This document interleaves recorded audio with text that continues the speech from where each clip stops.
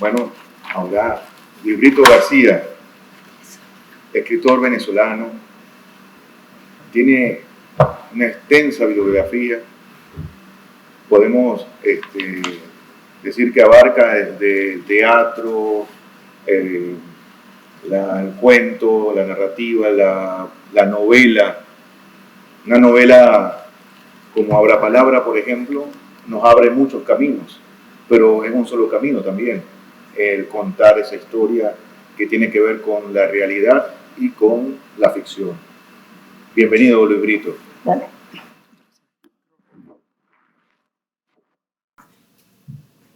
Evitar que haya contacto, pues sí. Están como peleados. No sé, funciona, se oye. Bueno, este foro al cual me invitó Mirla me permitió preguntarme una cosa muy obvia. ¿Qué diferencia a la literatura del resto de los discursos? Estamos metidos en eso hace tiempo, pero bueno, ¿qué estamos haciendo? Lo que caracteriza a la literatura es su reconocido y confeso distanciamiento de los hechos. ¿Por qué digo esto? En el principio era el mito. ¿Y qué son los mitos? Bueno, hemos descubierto después de miles de años de matarnos por ellos que son literatura. Pregúntenle a los paleontólogos, pregúntenle a los antropólogos. Todo eso era literatura, ¿no? Y entonces, sin embargo, al ser vendido como veredicción, mira, hizo y deshizo imperios, poderes, pueblos, etcétera, etcétera. Quizá el literato o el escritor es una persona convencido de este poder que tiene el discurso, incurre en la ética de confesar esto. No, yo lo que estoy es contando historias esencialmente fabuladas. Puede que se parezcan a la realidad, que tomen, pero no me tomen demasiado en serio. Para mí es como el prestidigitador. Un prestidigitador antes de venir semidios, mago, tenía todos los poderes del mundo, brujo, curaba, etcétera, decidía el destino de los reinos. Ahora los prestidigitadores dicen, bueno, todo esto que ustedes ven son juegos de manos que hacemos.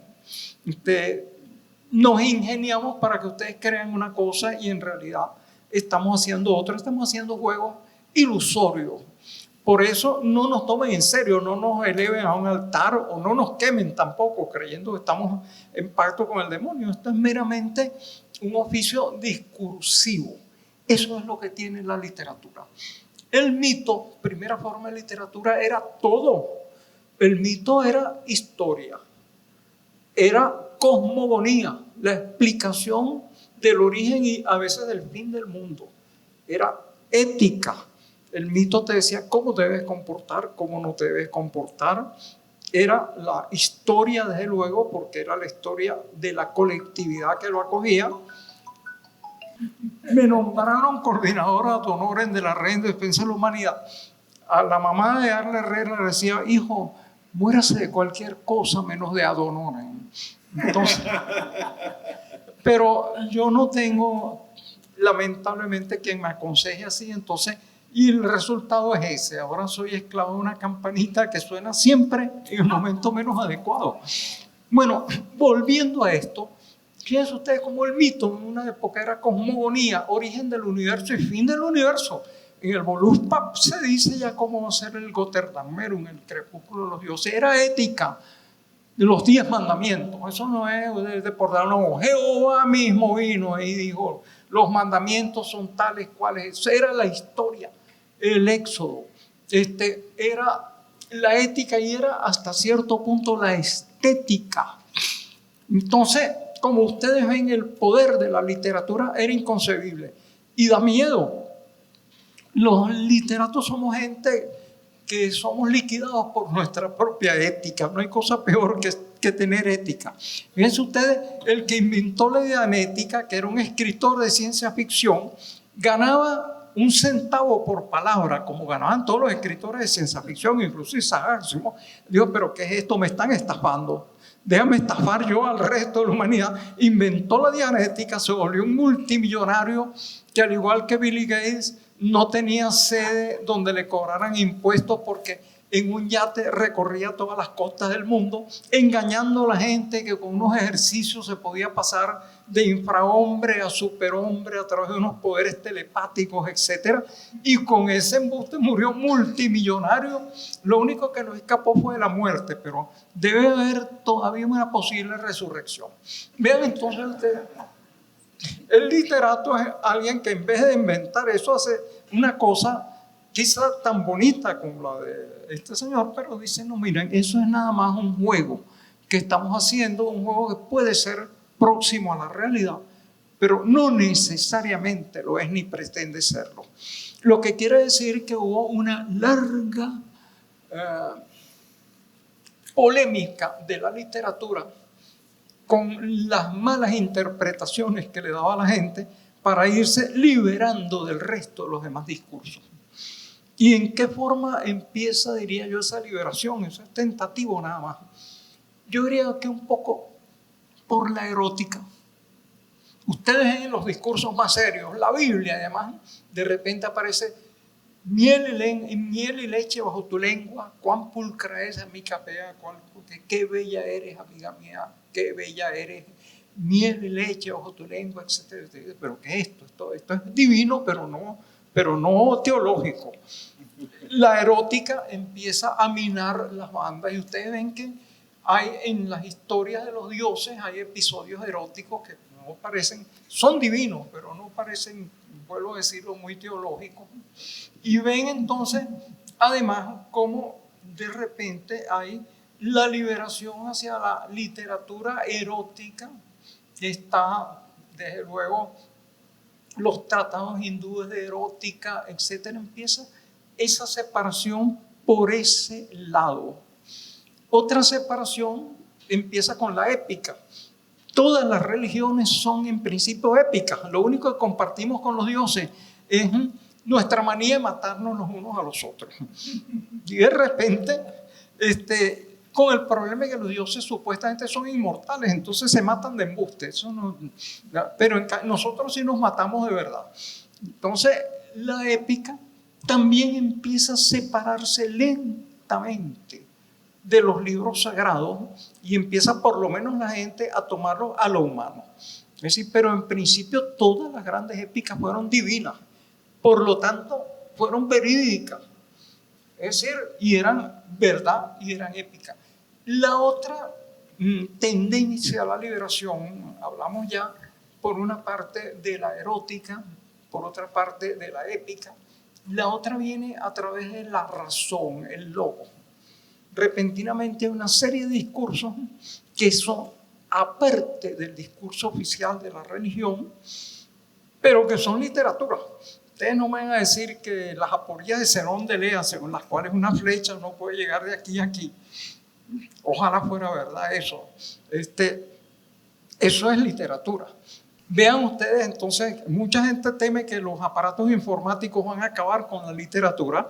Ahí tiene una demostración de ese combate. Allá hay una nueva rama del discurso que está intentando liberarse. Entonces, bueno, vean ustedes entonces cómo también la épica es otra forma de liberarse de esa cuestión, aunque la épica sigue siendo durante mucho tiempo religión. Pero veamos al logos. No hay cosa más divertida literariamente que las aporías de Zenón de Elea, los discursos sobre el cosmos de Empédocles, Parménides,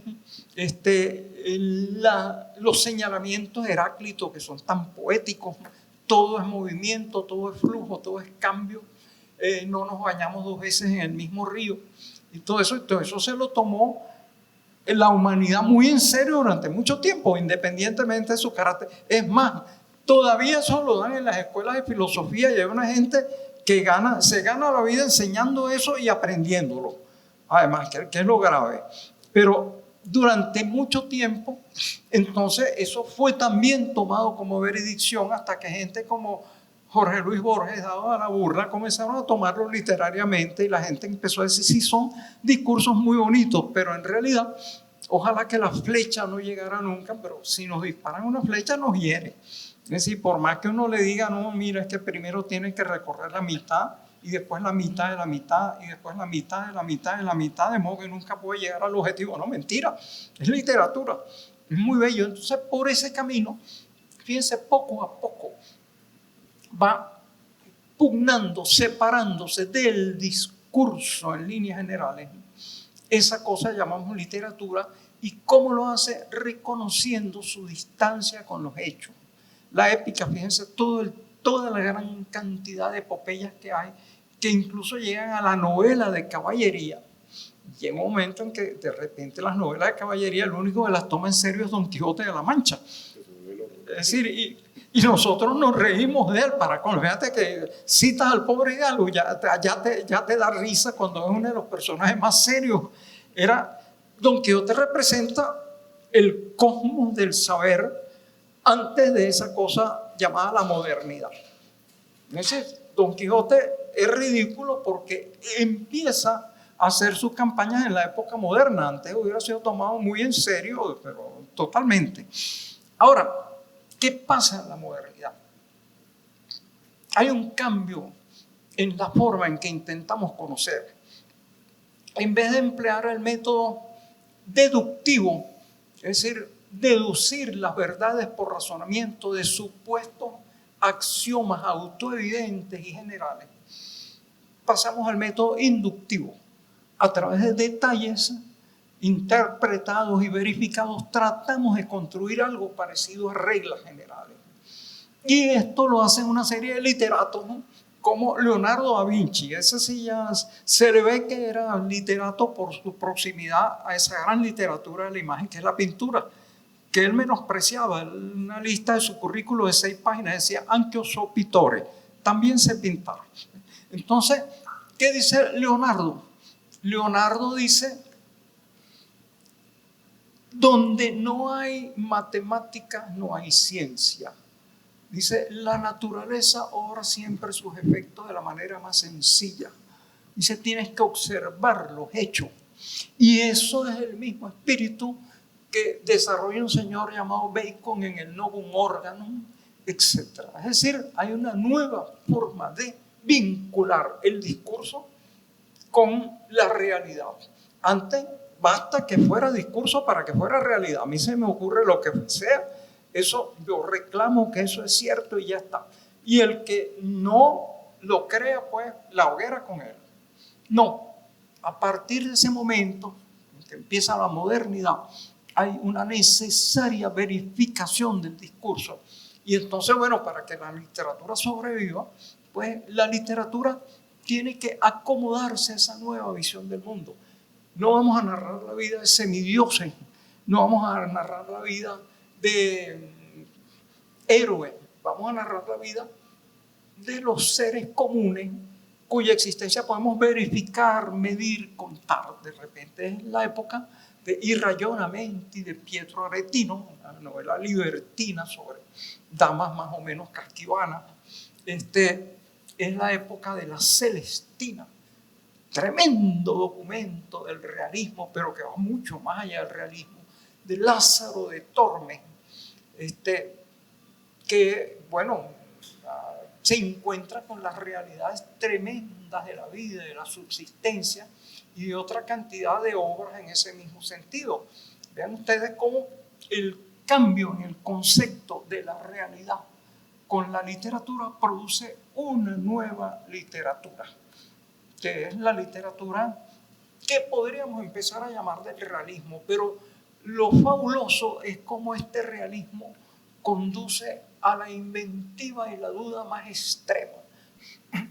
Entonces, ¿qué sucede? Fíjense cómo curiosamente esa indagación de la realidad, la modernidad, lleva a la duda más absoluta por el camino de la verificación de la realidad. ¿Por qué? Se dice, bueno, a través de la observación de los hechos podemos llegar a las sensaciones, pero repentinamente aparece allí una cosa llamada el manierismo. Es una escuela realista, introduce la reproducción de los efectos de la realidad en la pintura, en la literatura, pero señala cómo esa realidad es ilusoria. Y eso es terrible. Piensen ustedes en el príncipe Hamlet, se le aparece el fantasma de su padre. Dice, mira, mi hermano me mató. Pero Hamlet dice, bueno, es cierto este fantasma, es real. Lo que dice es verdadero. Fíjense, a cualquiera se le aparece un fantasma. A mí eso me parece, yo le creo. Fíjense, el fantasma, por ejemplo, que recorre Europa, yo llevo toda mi vida creyéndole, pero resulta que Hamlet dice, es cierto esto, no es un engaño. ¿Y cómo trata de verificarlo? Con otro engaño. Monta una obra teatral en la que un rey es muerto por su hermano delante de los posibles culpables. Y la reacción de ella es una ficción que va a otra ficción que le hace descubrir la realidad. Pero ¿cómo opera al frente a esa realidad? Se finge loco. Se finge loco a tal extremo, su locura es razonable, que hay alguien que dice, hay un sistema en su locura. Ahora, piensen ustedes en Calderón de la Barca, David de Sueño. El príncipe Segismundo pasa su vida en un calabozo oscuro, lo sacan de repente al mundo y él piensa que esa prisión es un sueño, pero cuando lo vuelven a la prisión piensa que la vida fastosa afuera es un sueño. La vida es sueño. ¿Cuál es la verdad?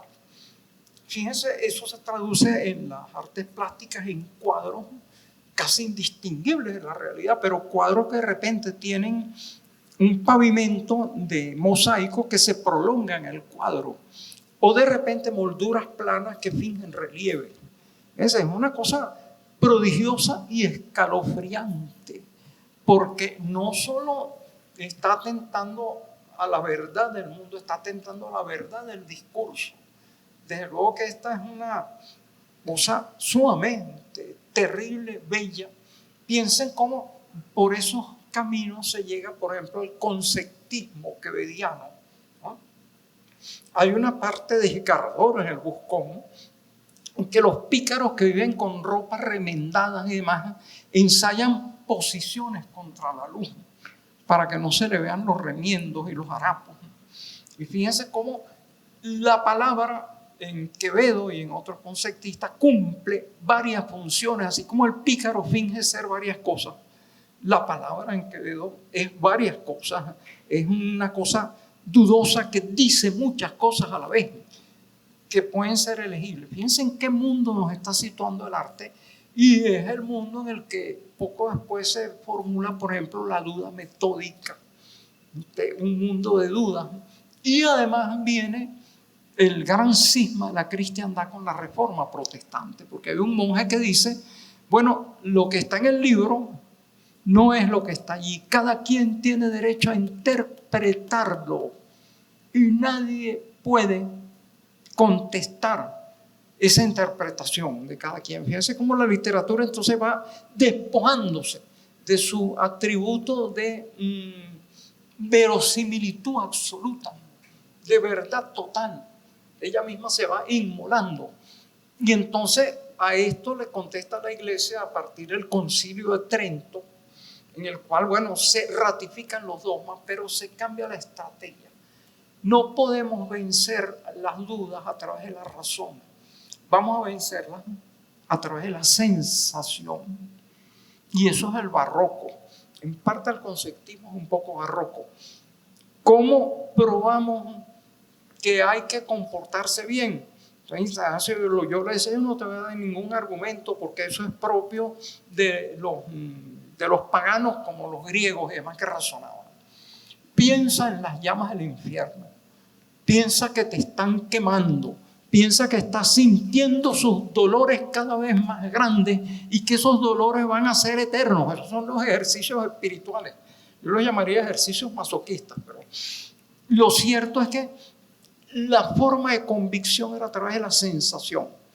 El poderío de Dios, no te lo voy a razonar, te construye una catedral que te deje estupefacto, boquiabierto. En la música, la cantidad de recovecos, de sutilezas del contrapunto, de adornos melódicos hacen que te sientas verdaderamente estupefacto ante el poder de la sensación y la sensorialidad que eso despierta. Entonces, eso es, en líneas generales, el barroco, y el barroco está aliado con el absolutismo. Eso no es casual, y además con la Iglesia Católica. Es decir, es un consorcio más o menos indisoluble. Vean ustedes, todas las grandes iglesias de América son iglesias barrocas que vienen de ese consorcio, ese contubernio, vamos a llamarlo así. Afortunado, hay cosas como el altar de la Catedral de San Francisco en Quito, que eso es verdaderamente sobrecogedor. Ahora, en un momento claro, es el tiempo, son los momentos de Góngora, de Sor Juana Inés de la Cruz, en su primero sueño y en parte de sus cuestiones. El razonamiento trata de convencer por la novedad de las metáforas, la intrincación de la expresión literaria. La gente dice, esto es muy complicado, eso debe ser verdad, eso debe ser muy profundo, no se entiende. Y entonces esa es la estrategia del barroco, que es una estrategia que se prolonga hasta hoy, hasta que de repente empieza una reacción también literaria. En la literatura es realmente muy peligrosa. Empiezan Voltaire, Diderot, Montesquieu a plantear, y sobre todo Buffon en el discurso del estilo, el discurso sobre el estilo, que la expresión no tiene por qué ser elaborada, intrincada, oscura, abstrusa, abrumadora, tiene que ser sencilla. Buffon dice, el estilo es el hombre, y entonces el estilo como el hombre debe ir directamente a lo que se propone, narrar con la mayor economía de medios, etc. Y eso, que es una especie de preceptiva gramatical, impera en todo un pensamiento. Las obras de la Ilustración, Kant define la Ilustración como la liberación del hombre de la culpable imposibilidad de valerse del propio razonamiento. Entonces el hombre empieza a razonar y empieza a tratar de razonar de acuerdo con la lógica. Es como una vuelta a la vieja liberación de la literatura a través de la filosofía, pero tratan de ser razonamientos lógicos. Entonces, bueno, ¿y qué hay detrás de eso? Bueno, parte de esta escuela la acogen algunos déspotas ilustrados, pero su resultado definitivo es la Revolución Francesa y todas las demás revoluciones republicanas. Es decir, y además el énfasis de la ciencia en su intento de conocer al mundo. ¿Va a dominar esto la escena por siempre? No, los literatos son muy caprichosos y en cuanto ya han logrado un efecto se cansan y buscan otro. Rousseau dice, no, qué lógica ni qué nada, ni qué claridad. La civilización corrompe al hombre. Ser culto, ser educado, ser sabio es una especie de degeneración y degradación. El único hombre bueno es el hombre natural, el hombre sencillo, guiado fundamentalmente por sus estados de ánimo y sus emociones.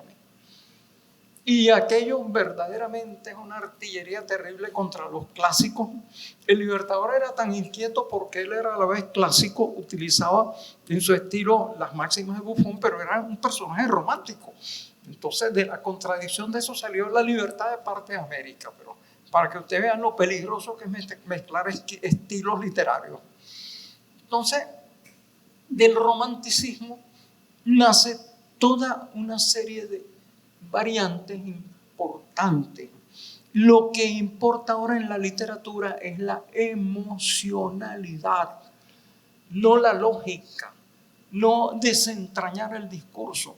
Los personajes del romanticismo casi siempre se autodestruyen por un impulso emocional lógico. Piensen ustedes en el joven Werther de Goethe, ¿no? Que además Goethe era el tipo más neoclásico del mundo y más aburrido. Yo no sé cómo se le ocurrió. Además, él no se suicidó. Hizo que se suicidaran una cantidad de jóvenes, pero que murieron, pero él no, nada. Él llegó a los 80 y pico ahí tranquilo. No, nada. Suicidarse, que va a ser romántico. Pero vean ustedes todo el pulso que deja la escuela romántica después en el pensamiento. Está las grandes novelas de Víctor Hugo, está Dickens, está Thackeray, porque además el romanticismo ante esta maldita edad en la cual la ilustración y la manía racionante de la gente pues echa a perder todo, busca su refugio en el pasado. De allí el jorobado de Nuestra Señora de París, la novela histórica, toda esa serie de cosas. Vamos a huir de la plaga raciocinante del presente, vamos a refugiarnos en el pasado. Las novelas históricas de Sir Walter Scott, hay una estética pasatista. Y eso llega, por ejemplo, a Stendhal. También los personajes de Stendhal se destruyen a sí mismos cuando lo tienen todo en la mano con el personaje rojo y negro por el golpe de la pasión. Lo mismo que la Cartuja de Parma, etc. Y hay verdaderamente frutos del romanticismo apasionantes. Está el monstruo de Frankenstein de Mary Shelley. El monstruo de Frankenstein es una criatura inocente, ingenua, bondadosa, dotada de una gran fuerza como el pueblo, y el rechazo de los hombres lo hace maligno. Fíjense ustedes en eso, todo ese poder y cómo eso se traduce también en una plástica que explota el sentimiento de lo sublime, que es la insignificancia del ser humano ante el infinito, por un lado, y una música versada hacia lo nacional. Tchaikovsky, Smetana, Borodín, Glinka, toda esa serie de señores. ¿Por qué buscan los motivos populares? Porque lo popular es lo bueno, es lo sano, lo puro. Entonces, vean ustedes esto, a la remoción y que crea el movimiento romántico. Está Edgar Allan Poe, y hay algo del romanticismo en esa curiosa escuela de los novelistas rusos que son en alguna forma realistas. Sus personajes son realistas, los personajes de Chekhov, de Dostoyevsky, etc. Pero muchos de ellos están inflamados por una locura romántica o teológica, una mezcla extraña, curiosa. Bueno, mientras está este aquelarre y este desorden, los franceses, que a veces echan a perder toda la fiesta, inventan el positivismo. Auguste Comte dice que solo son válidas las afirmaciones que pueden ser comprobadas con hechos positivos, demostrados por la ciencia. Cuando viene ese aguafiesta, ¿qué sucede? También la literatura, las artes, casi hasta todo cambia. Piensen ustedes que empieza una novela naturalista con Emilio Solá, ¿no?, que hace novelas en las cuales, por ejemplo, para 200, 300 páginas que tiene Germinal, reunió como 3.000 páginas de documentos, entrevistas, etcétera, y toda su obra es así. Que además está la obra de él marcada por otro designio positivista, que era el de la herencia malvada de los males y las patologías. Lord John Macquarie es la historia de una familia marcada por la decadencia, así como la de Solá está marcada por la teoría del Linneo, de que cada especie tiene un nicho de supervivencia, y entonces cada ser humano busca un nicho en el cual aprovechar de la sociedad, situarse allí y sobrevivir. Vean ustedes en qué forma la literatura está marcada por su connivencia con la realidad. De allí sale la narrativa, por ejemplo, de Guy de Maupassant, que es en gran parte realista, salvo en cuentos. Cuando Guy de Maupassant se pone fantástico, es escalofriante. Lo cierto es que está bien, hemos llegado, según los positivistas, del salvajismo a la barbarie y a la civilización, que solo se da en Francia. Y entonces, de ahí en adelante, bueno, ¿qué cabe esperar? El desplome del edificio. Cada vez que una obra está terminada, viene la hecatombe. Los físicos determinan que no hay tal cosa como una verdad científica real y objetiva. Para uno saber la posición de una partícula, la tiene que bombardear una partícula subatómica con otra partícula. Y el resultado de eso es que ambas cambian de posición. Entonces, de allí, esos hechos que aparentemente tienen que ver con la física, la teoría de la relatividad de Einstein, hacen una especie de apocalipsis con toda la estética y la literatura de la época, que hasta entonces intentaba descubrir causalismos sociales, psicológicos, etc. No.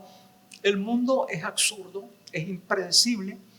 Qué extraño que aparezca entonces una literatura dadaísta, una literatura surrealista, que aparezcan una literatura y una dramaturgia del absurdo, que es el mundo lleno de sucesos impredecibles, en el cual además no parece que el hombre tuviera un rol definido. Somos un accidente dentro de eso, dentro de una cuestión infinita, y casi todas las artes, incluso la literatura, tienden a señalar eso, hasta que viene después la posmodernidad. Sin embargo, hay movimientos bien interesantes, son las vanguardias que acompañan este cataclismo. Y fíjense cuáles son esas vanguardias, casi todas tienen que ver con algún pronunciamiento de las ciencias exactas. Hay un contubernio, en alguna forma, con la verdad científica. Piensen ustedes, por ejemplo, la vanguardia surrealista tiene que ver con el pretendido cientifismo de Freud, el inconsciente, la asociación libre de ideas, etc. Piensen ustedes en el futurismo, es adoración de las máquinas, la violencia, la velocidad.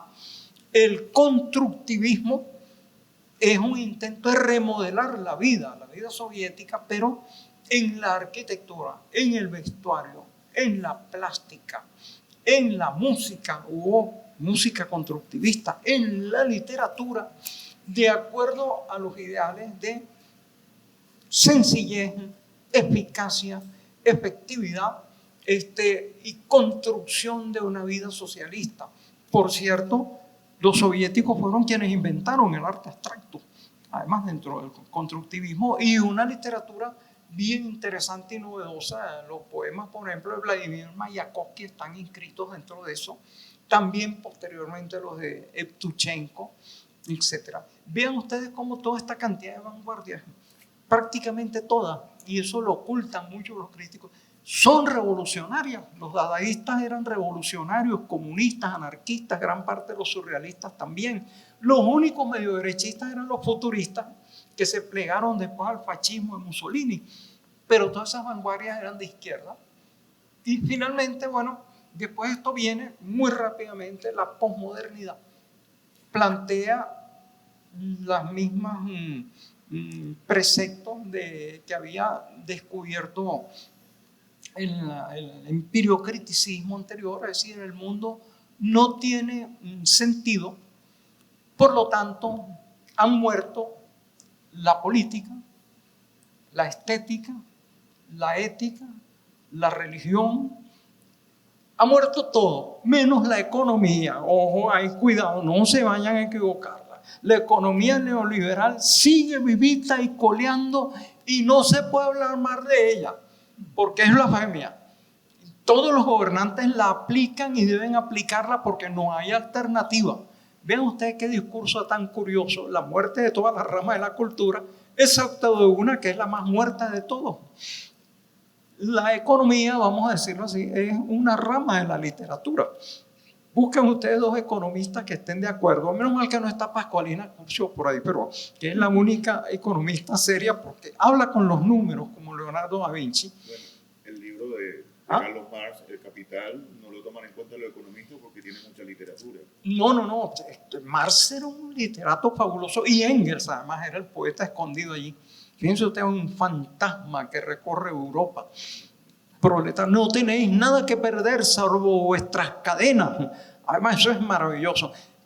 Ustedes habrán notado, todos los que están aquí, yo sé que se han leído El Capital minuciosamente. En el capítulo sobre el dinero hay una llamada y uno va a buscar entre esa infinidad de notas. Dice, el dinero.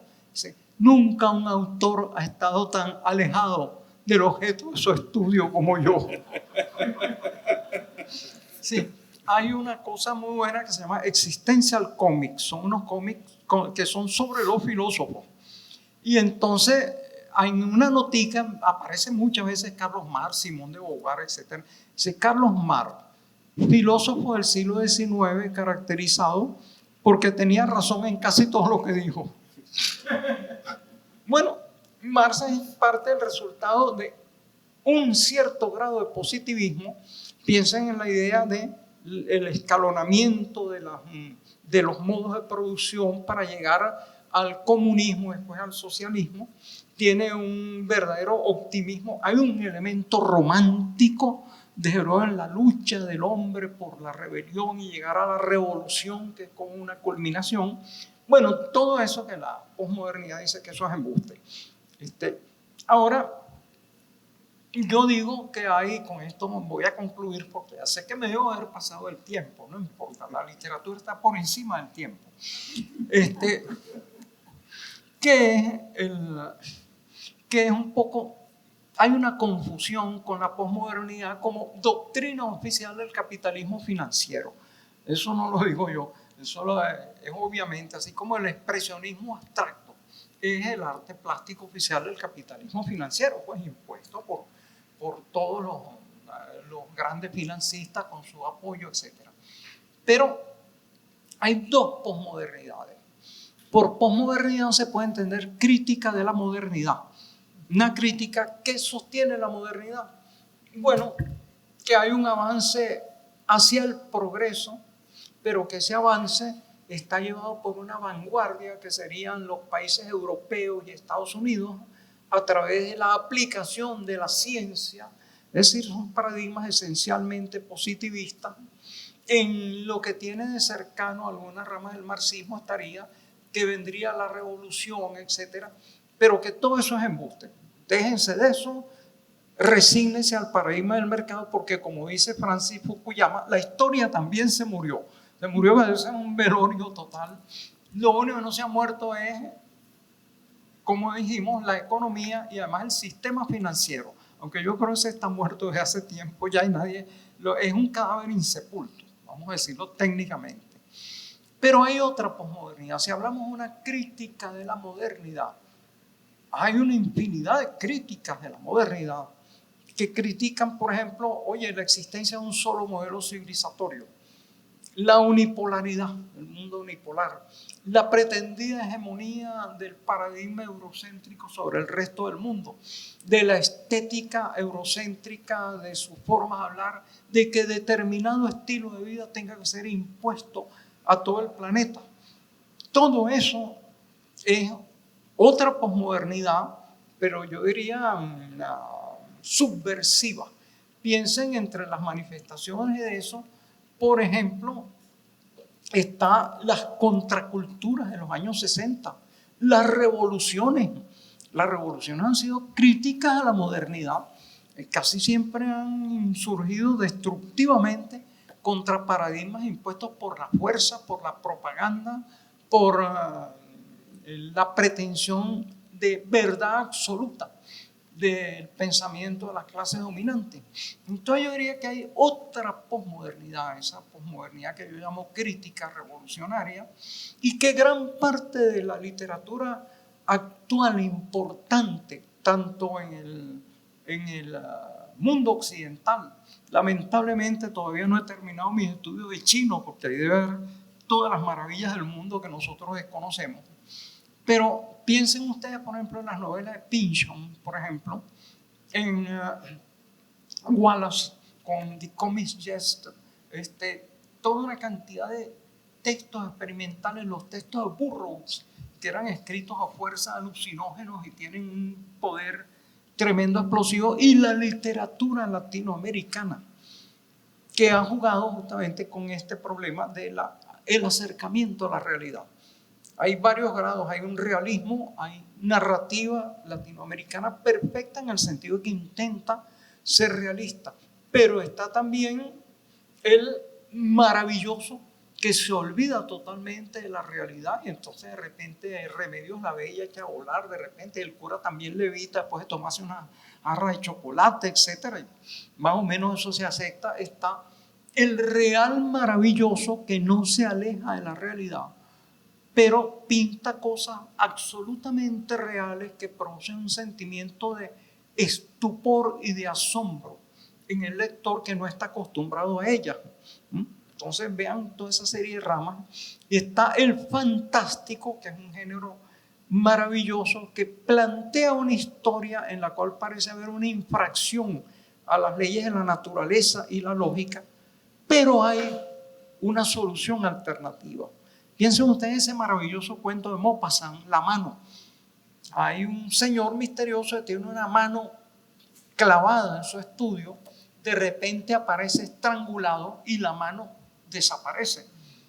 Oye, posiblemente la mano se desclavó, salió, estranguló al tipo y se fue caminando así. Bueno, no, hay otra explicación. Es decir, el dueño de la mano regresó, estranguló a la persona y se llevó su mano en el bolsillo, la mano momificada. Pero ¿cuál de las dos explicaciones es la más bella, la más interesante? Lo más interesante es la duda entre ambas, ¿no? Entonces eso es lo que es el fantástico. Gran parte de los mejores relatos de Edgar Allan Poe, de todos los grandes narradores, son fantásticos porque dan la posibilidad al lector de elegir la solución, elegir la verdad, buscar su verdad, imponer su propia verdad.